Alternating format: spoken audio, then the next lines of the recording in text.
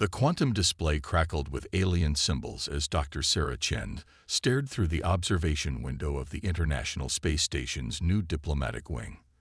The familiar blue marble of Earth hung below, seemingly peaceful and untouched by the political storm brewing in orbit. She brushed a strand of graying hair from her face, her reflection in the reinforced glass showing the wear of sleepless nights and endless negotiations. The Galactic Confederation's ultimatum had arrived 3 standard Earth days ago. Their message was clear: prove humanity's worth, or face permanent isolation from the interstellar community. No trade, no cultural exchange, no access to the technological marvels that could solve Earth's mounting environmental crisis. Dr. Chen. The voice belonged to Admiral James Torres, his weathered face appearing in the window's reflection beside her. "They're ready for us." Sarah nodded, smoothing her formal attire. A simple black suit that felt inadequate compared to the bioluminescent robes worn by their alien visitors. "Any last words of wisdom, James?" "Don't let them see you sweat," he replied with a grim smile. "These beings might look like walking crystal sculptures, but they're politicians first and foremost." The diplomatic chamber ahead was a testament to human adaptability.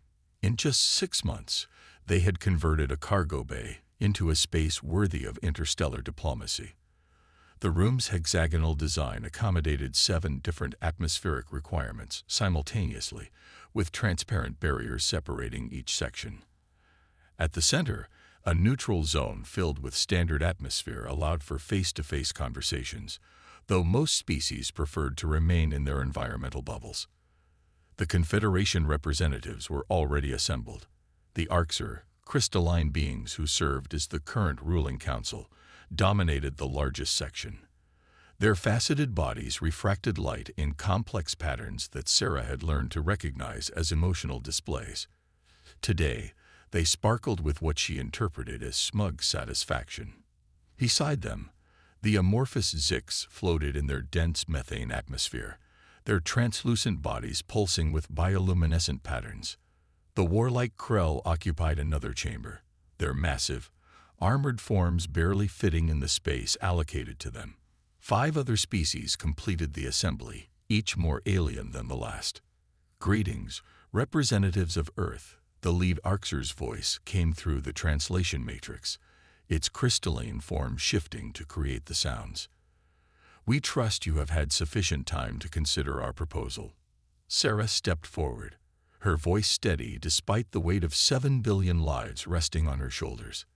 "We have reviewed your terms, High Council. However, we request clarification on several points." Clarification. The Orc's surface rippled with patterns that the translation matrix interpreted as amusement. "The terms are simple, Dr. Chen. Your species must prove its worth through the completion of a single engineering challenge.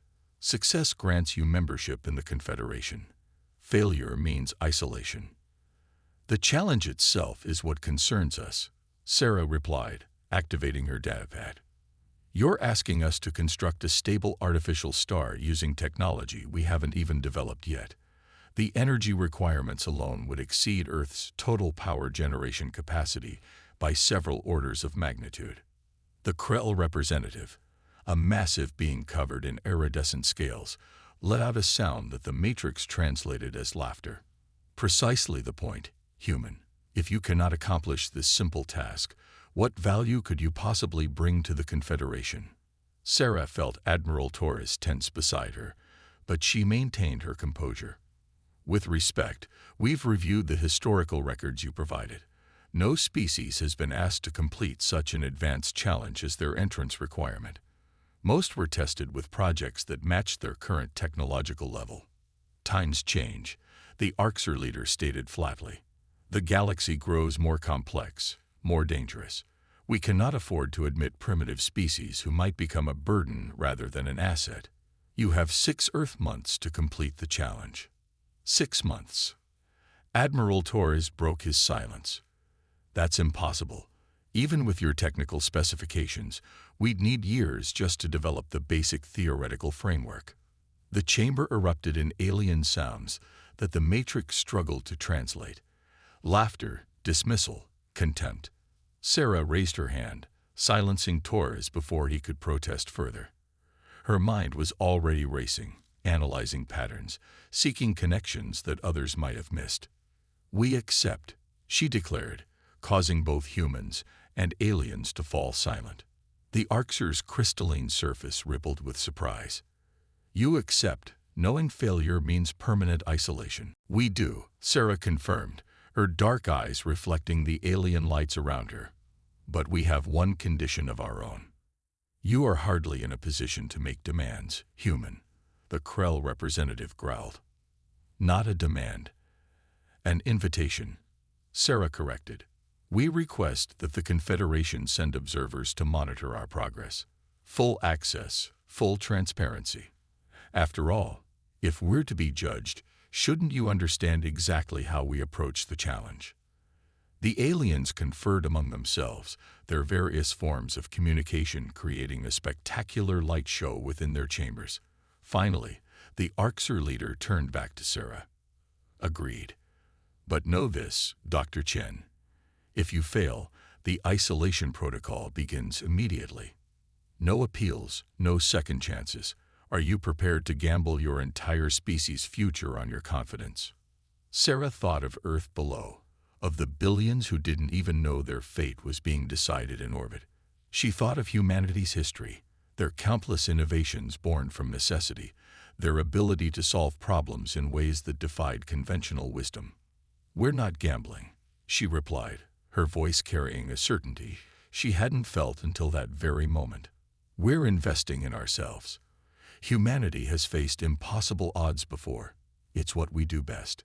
As she left the chamber with Admiral Torres, Sarah's mind was already assembling the pieces of a plan. The aliens had made one crucial mistake. They assumed that advanced technology was the only path to innovation. But humanity had proven time and again that necessity bred invention, and constraints often led to the most creative solutions. "Tell me you have a plan," Torres whispered as they entered the secure elevator back to the human section of the station. Sarah's lips curved into a slight smile. "Not yet. But we will. Contact every major research institution on Earth. I want our best minds on this. Not just scientists and engineers, but artists, philosophers, anyone who approaches problems from unique angles. The aliens want to see what humanity is capable of. Let's show them how we think outside their boxes." The elevator descended, carrying them back toward Earth, and Sarah felt the familiar surge of excitement that came with an impossible challenge. The Confederation thought they were setting humanity up for failure, but they had inadvertently given Earth exactly what it needed. A chance to prove that innovation wasn't just about technology. It was about imagination, determination, and the uniquely human ability to find solutions where none seemed to exist. The real challenge was just beginning. The Houston Space Center's main conference room had never been this crowded. 3 weeks after the Confederation's challenge, Dr. Sarah Chen stood before a sea of faces, the brightest minds Earth had to offer. Holographic displays showed hundreds more attending virtually from research centers worldwide. "This is what we're up against," Sarah said, gesturing to the rotating hologram of the artificial star specifications. The alien text had been translated into dozens of Earth languages, scrolling alongside the complex diagrams. "The Confederation expects us to create a stable stellar mass approximately 1/10 the size of our Sun, using quantum containment fields we haven't even theorized yet." Dr. Yuki Tanaka, Japan's leading fusion researcher, raised his hand. "Even with our most advanced tokamak designs, we're decades away from achieving anything close to these energy levels.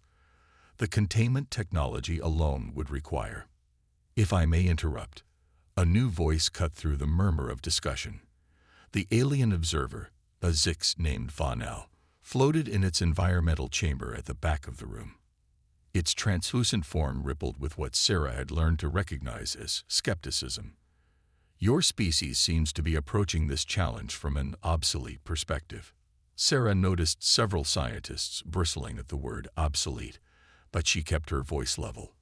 "Would you care to elaborate, Observer Von Al?" The alien's bioluminescent patterns shifted. You're attempting to solve a quantum engineering problem with primitive fusion technology. It's like trying to build a quantum computer with stone tools. Before anyone could respond, another voice spoke up from the crowd. Maybe that's exactly what we need to do. All heads turned toward Dr. Maya Patel, a theoretical physicist from Mumbai. She stood, her eyes bright with sudden inspiration. We're never going to match their technology in 6 months, so let's stop trying. What if we approach this from a completely different angle? Sarah leaned forward, intrigued. Go on, Dr. Patel. Maya quickly made her way to the front, her hands moving animatedly as she spoke. Look at the core requirement. They want us to create a stable stellar mass, but they never specified how we have to do it. The Confederation's approach uses quantum manipulation because that's their technological foundation. But what if there's another way? The room buzzed with renewed energy. Sarah watched as Maya pulled up Earth's historical physics research, dating back to the early 21st century. There was a theoretical paper published in 2022 about microscopic black holes and their potential for energy generation. Everyone dismissed it because we couldn't generate the gravitational forces required. But we're not limited to Earth's gravity anymore. Sarah finished, her mind racing ahead.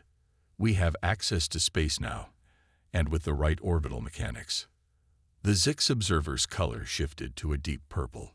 Surely you're not suggesting using gravitational forces to achieve quantum containment.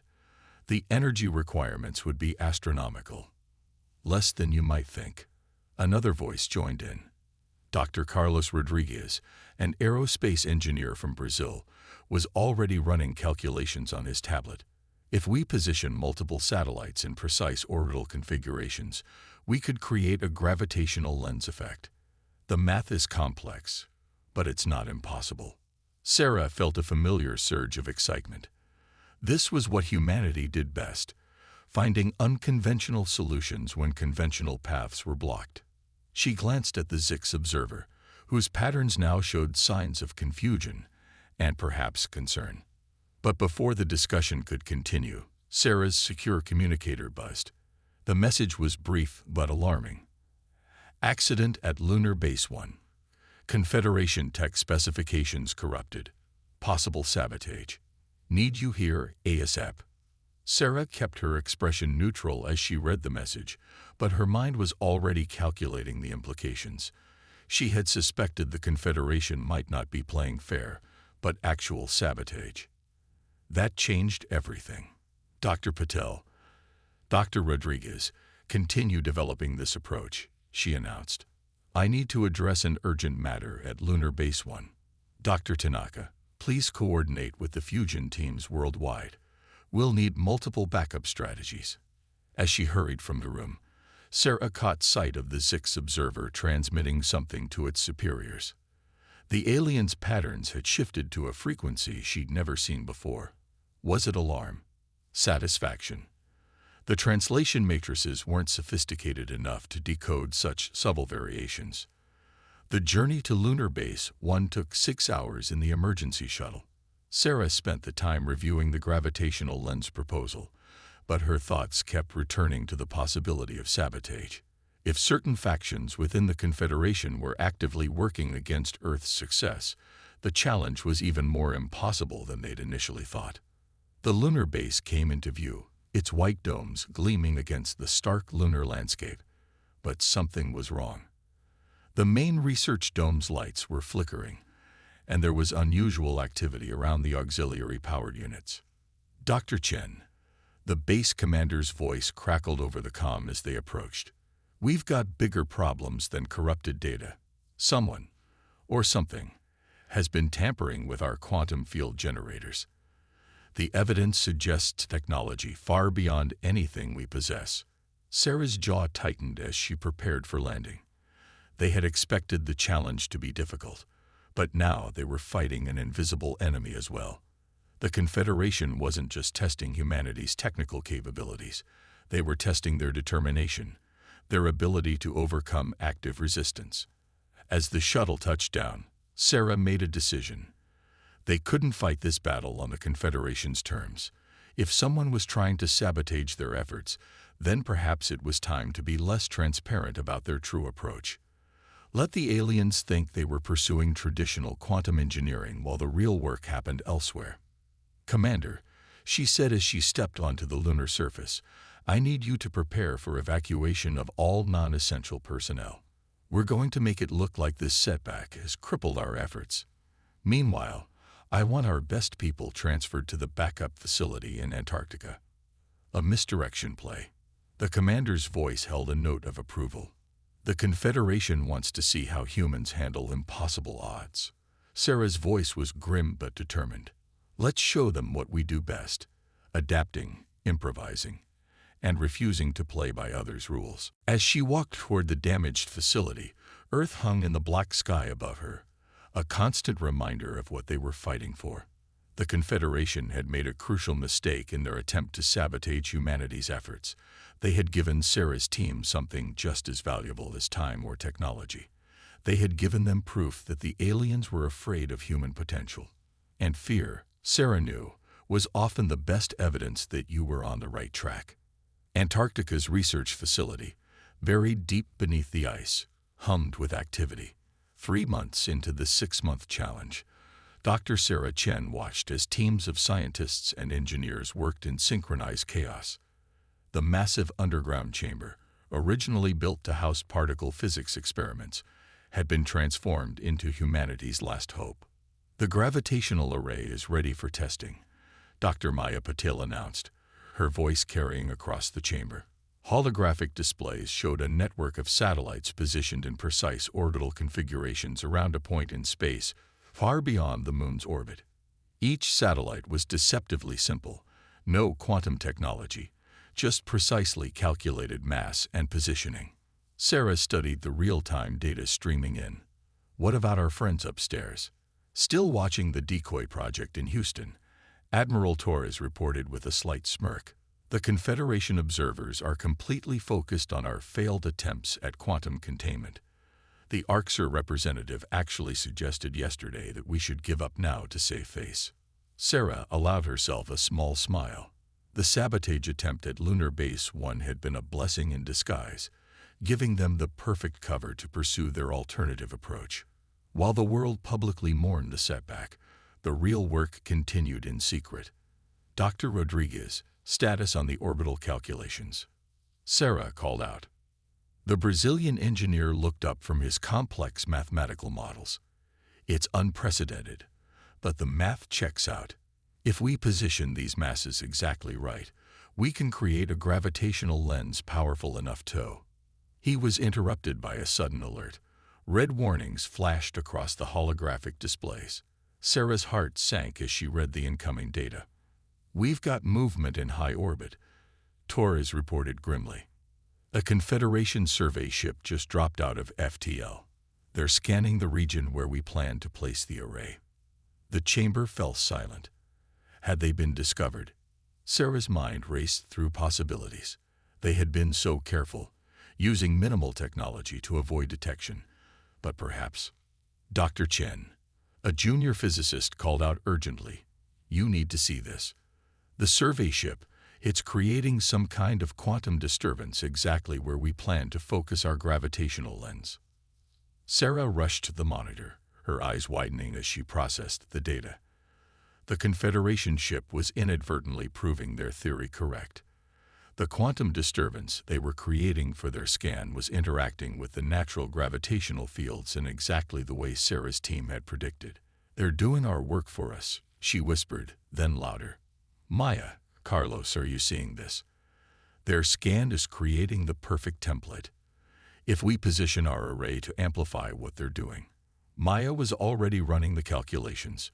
"It's better than perfect. Their quantum field is far more stable than anything we could have generated. If we time this right, we can piggyback on their own technology," Sarah finished. "Use their scan as the foundation and our gravitational array as the amplifier." Admiral Torres looked concerned. "Won't they detect that?" "Not if we time it perfectly," Carlos answered, his fingers flying over his console. "Their scan creates a quantum wake, like ripples in space-time. If we activate our array in sync with those ripples, it'll look like a natural phenomenon. Sarah made a quick decision. How long until the ship completes its scan? Approximately 6 hours, Torres reported. Then we have 6 hours to reposition our entire array without being detected. Sarah turned to address the chamber. I need everyone's best work. We won't get another chance like this. The next 6 hours were a blur of activity. Sarah coordinated with space agencies worldwide, using civilian satellites and debris cleanup missions as cover to move their gravitational array into position. Each satellite had to be placed with microscopic precision. The slightest error would reveal their plan. 4 hours in, they hit their first major obstacle. The fourth satellite cluster is drifting, Maya reported tensely. The calculations didn't account for solar wind interference at this scale. Sarah watched as the carefully positioned masses began to slip out of alignment. They couldn't use conventional thrusters for adjustment. The energy signature would be detected instantly. They needed another solution. Then she remembered something from her early days in space engineering, a seemingly useless fact about the behavior of charged particles in solar wind. The solar wind isn't our enemy, she announced. It's our tool. Maya, Carlos, what if we adjust the satellite surfaces, change their electrical charge to use the solar wind itself for positioning? The two scientists stared at her for a moment, then dove into calculations. Minutes later, Maya looked up with a grin. It works. It's like solar sailing, but at a quantum level. The precision is actually better than what we planned. As the final hour approached, Sarah felt the weight of the moment. Everything hinged on precise timing and the hope that they had interpreted the alien technology correctly. If they failed, there would be no second chance. If they succeeded, Confederation ship is beginning its final scan, Torres reported. Now or never. Sarah took a deep breath. Initialize the array. Let's show them what humanity can do. The chamber held its breath as the gravitational array activated. On the holographic display, dozens of points of light shifted into perfect alignment, their combined gravitational fields focusing on a single point in space. At first, nothing seemed to happen. Then, where the Confederation's quantum scan met their gravitational lens, a new light began to shine. Small at first, but growing steadily, a miniature star was forming from the interaction of alien quantum fields and human ingenuity. It's working, Maya whispered, then louder. It's working. The quantum field is stable. Containment is holding. And Sarah, look at these readings. The efficiency is beyond anything in the Confederation's specifications. The star continued to grow, its light now visible to the naked eye from Earth. But Sarah's attention was on another set of readings. The Confederation ship had stopped its scan and was now focused entirely on their creation. Do you think they figured it out? Torres asked quietly. Sarah watched as the alien vessel hung motionless in space, its sensors undoubtedly trying to understand exactly what they were witnessing. They will, she replied. And when they do, they'll have to face an uncomfortable truth. We solved their impossible challenge, not by matching their technology, but by thinking in ways they never imagined. The artificial star pulsed steadily, a testament to humanity's ability to find paths where none seemed to exist. But as Sarah studied the incoming data, she realized their victory might have unveiled an even greater challenge. The Confederation hadn't just been testing their technological capabilities, they had been testing their potential to change the very foundations of how the galaxy approached problems. And now that humanity had proven themselves, the real question was, what would the Confederation do with that knowledge? The Confederation's emergency session was called within hours of the artificial star's creation. Dr. Sarah Chen stood in the center of the orbital chamber, surrounded by the agitated forms of alien representatives. The artificial star's light cast strange shadows through the hexagonal windows, adding to the tension in the room. This is unprecedented. The Orcs leader's crystalline form vibrated with intensity. You didn't just complete the challenge. You violated fundamental principles of quantum engineering. Did we? Sarah kept her voice calm, though her heart was racing. The specifications required a stable artificial star. They didn't dictate the method. The Krell representative slammed a massive armored fist against their containment barrier.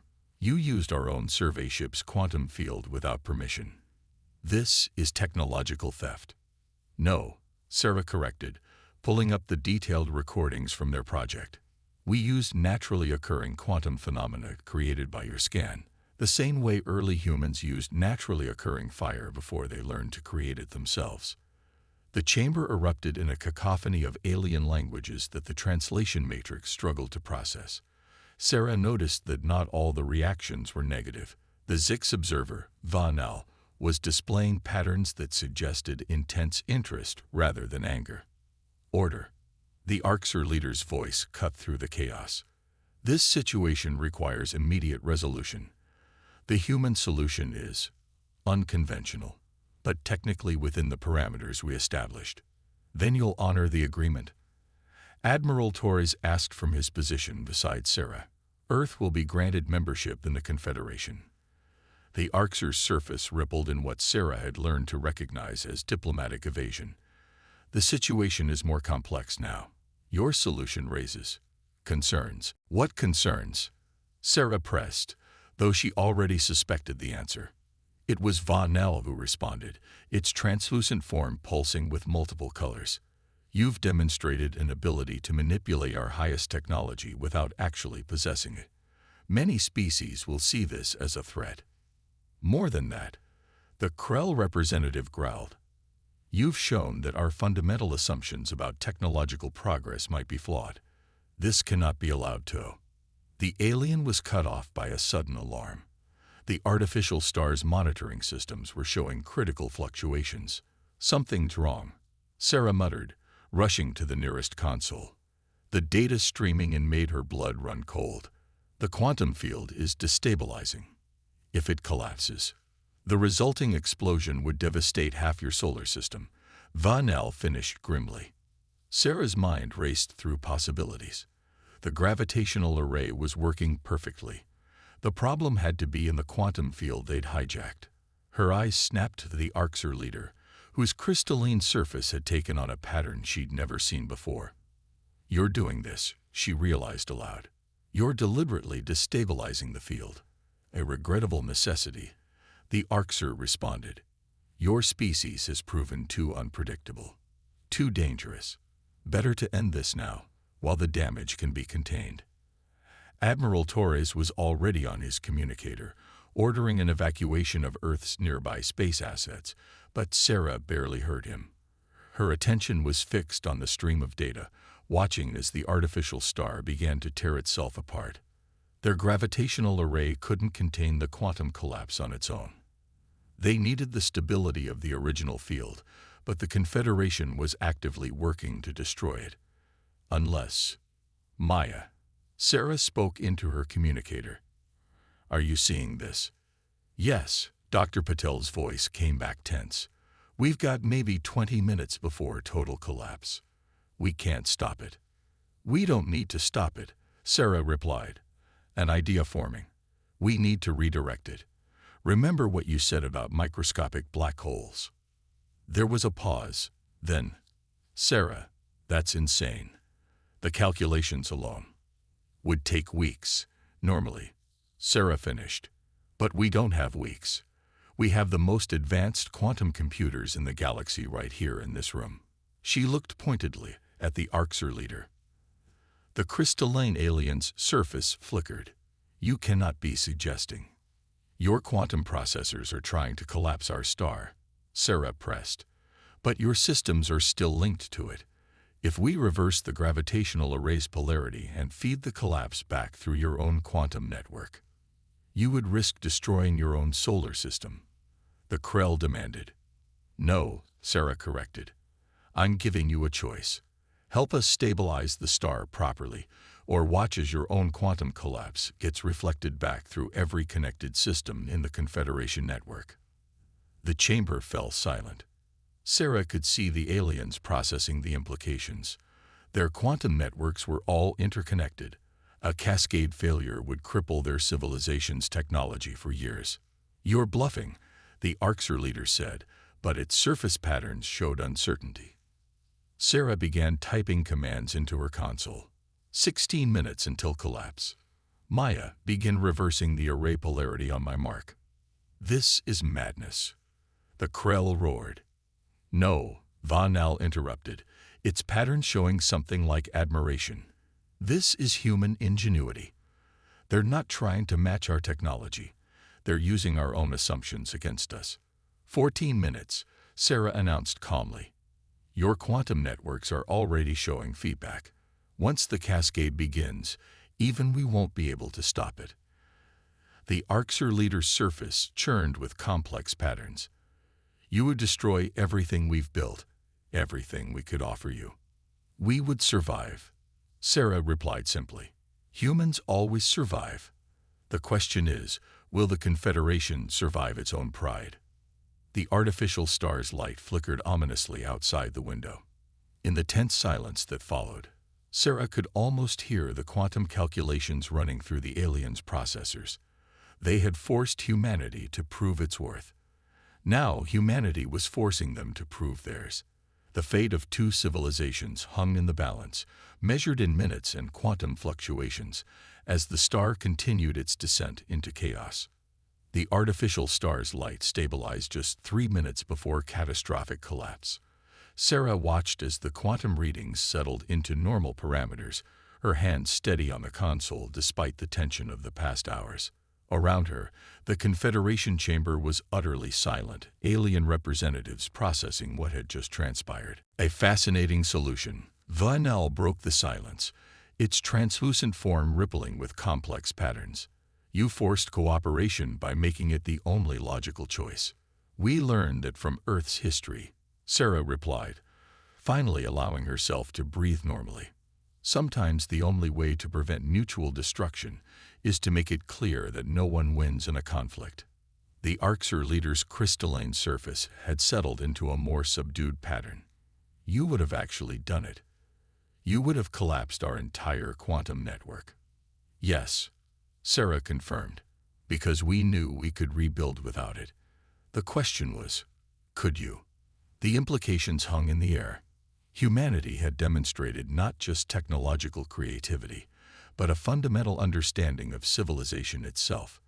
They had proven they could survive, adapt, and thrive without the advanced technology the Confederation took for granted. Admiral Torres cleared his throat. "I believe we were discussing Earth's membership in the Confederation." The chamber erupted in overlapping alien communications, but this time the tone was different. The Krell representative, who had been among their staunchest opponents, raised a massive armored hand for attention. "The humans have proven something unexpected," the Krell rumbled. "They have shown us our own weaknesses. Perhaps that is exactly what the Confederation needs." The Orcs leader's surface shifted in what Sarah had learned to recognize as resignation. "The challenge has been met, albeit in an unprecedented manner.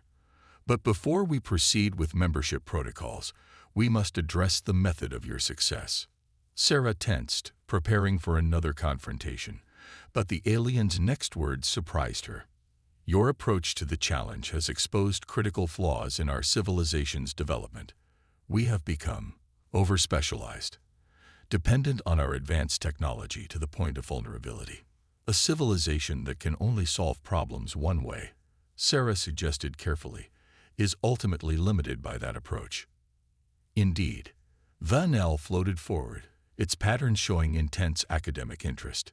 "Your solution combined primitive gravitational mechanics with quantum-level effects in a way our scientists never considered.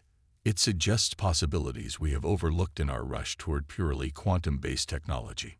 The Orcs leader's surface rippled in what appeared to be amusement.